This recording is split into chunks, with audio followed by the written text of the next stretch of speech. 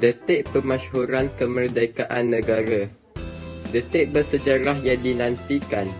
Permulaan sambutan diraikan pada malam 30 Ogos 1957 di Padang Kelab Selangor. Pada pukul 10 malam, Wakil Parti Perikatan dari Persekutuan Tanah Melayu dan Singapura yang berpakaian baju Melayu hitam diketuai oleh Sarun Juber mengambil tempat duduk.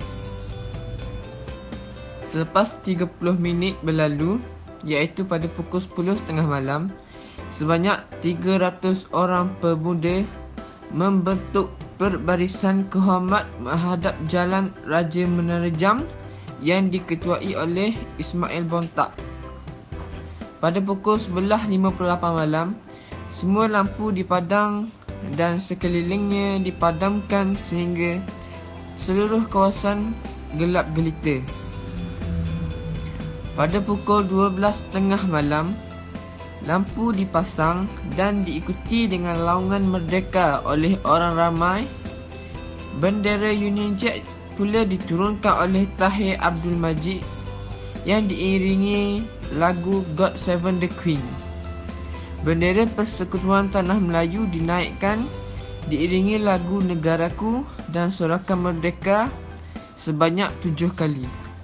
Pada pukul 12.10 malam, Tunku Abdul Rahman menerima tabik hormat dan memeriksa Perbarisan Perwakilan Negeri.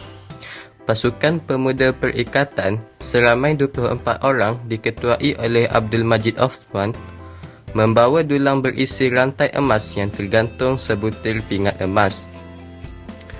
Berukir peta semenanjung Tanah Melayu dan gambar Tunku Abdul Rahman. Ianya ditulis Bapa Kemerdekaan Tanah Air di tepi bulatan peta. Dikalun oleh Sarun Juber dengan laungan Bapa Kemerdekaan Tanah Air sebanyak 3 kali. Menjelang 12.25 malam, Tunku Abdul Rahman menyampaikan ucapan dengan penuh semangat. Pada pukul 12.55 malam pula, majlis diakhiri dengan bacaan doa selamat oleh Tuan Haji Mas'ud Hayati. Terdapat beberapa peristiwa bersejarah yang berlaku di Stadium Merdeka semasa upacara sambutan kemerdekaan. Pada 31 Ogos 1957, di Stadium Merdeka Kuala Lumpur dianggarkan 20,000 orang yang datang membanjiri stadium seawal 6 pagi. Pada pukul 8.15 pagi, Tunku Abdul Rahman tiba di perkarangan stadium.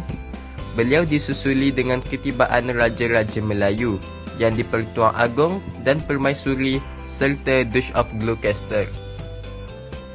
Duke of Gloucester mewakili British memberikan ucapan serta menyerahkan surat perlembagaan serahan kuasa kepada Tunku Abdul Rahman. Tunku Abdul Rahman melakukan merdeka sebanyak 7 kali serta disahut oleh para hadirin. Selepas itu, ianya disusuli dengan laungan azan oleh Ustaz Hasan Azhari. Akhir sekali, ianya diteruskan dengan menaikkan bendera Persekutuan Tanah Melayu yang diiringi lagu kebangsaan. Merdeka! Merdeka! Merdeka!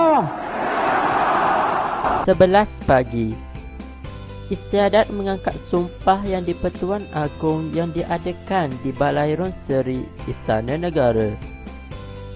Upacara ini kemudian disusuli dengan pelantikan jawatan Perdana Menteri, Ahli Jemaah Menteri, Hakim Besar serta Gubernur Pulau Pinang dan Melaka. 1.30 tengah hari. Majlis jamuan di residensi diadakan bagi mengucapkan selamat jalan kepada bekas Pesuruhjaya Tinggi British Sir Donald McGillivray. 5.25 petang. Sir Donald McGillivray dan isteri berlepas dari lapangan terbang Kuala Lumpur ke England. Beliau diberikan penghormatan dengan Permaidani Merah dan Barisan Kehormat oleh Batalion Keempat Askar Melayu.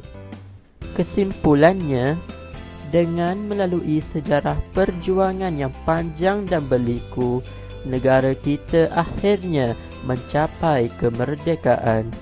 Kemerdekaan yang sebelum ini diperjuangkan dengan pelbagai cara, akhirnya diperoleh melalui rundingan. Oleh sebab itu, kita haruslah menghargai perjuangan yang dilakukan secara muafakat tanpa pertumpahan darah.